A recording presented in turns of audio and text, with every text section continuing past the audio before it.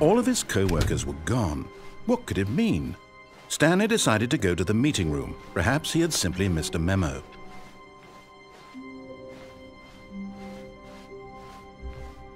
When Stanley came to a set of 2 open doors, he entered the door on his left.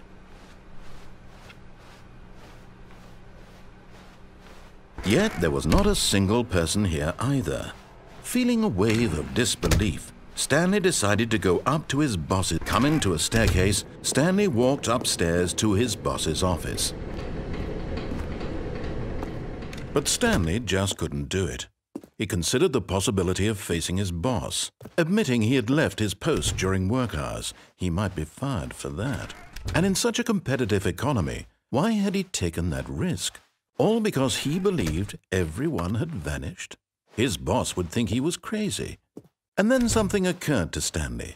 Maybe, he thought to himself, maybe I am crazy. All of my co-workers blinking mysteriously out of existence in a single moment for no reason at all? None of it made any logical sense. And as Stanley pondered this, he began to make other strange observations. For example, why couldn't he see his feet when he looked down? Why did doors close automatically behind him wherever he went? And for that matter, these rooms were starting to look pretty familiar. Were they simply repeating?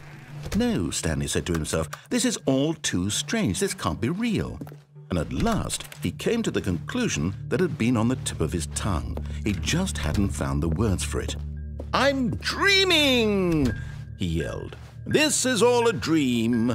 Oh, what a relief Stanley felt to have finally found an answer, an explanation. His co-workers weren't actually gone. He wasn't going to lose his job. He wasn't crazy after all. And he thought to himself, I suppose I'll wake up soon.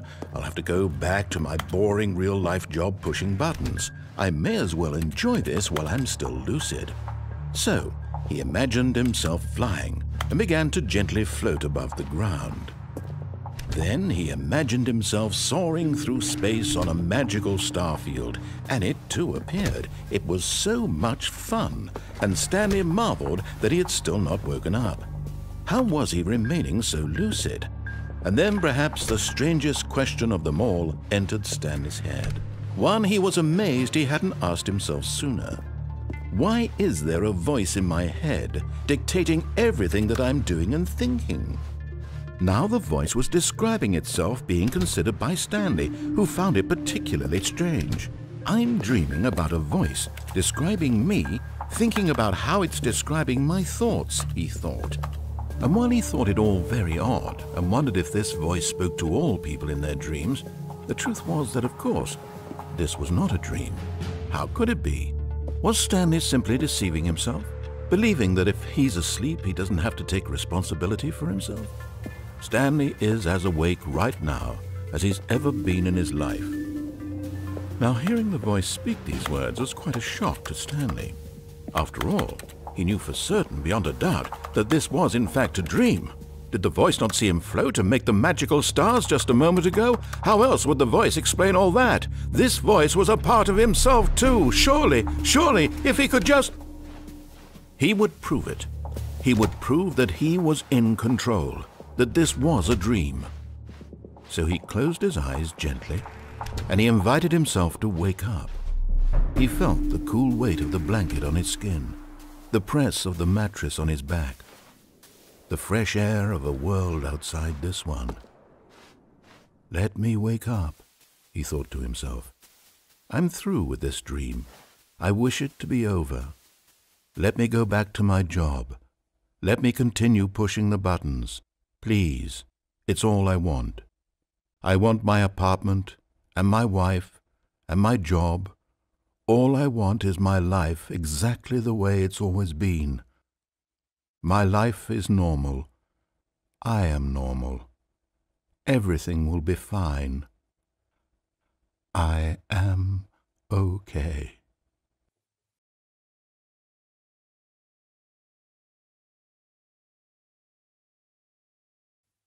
Stanley began screaming.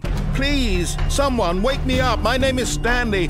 I have a boss. I have an office. I am real. Please, just someone tell me I am real. I must be real. I must be. Can anyone hear my voice? Who am I? Who am I?" And everything went black.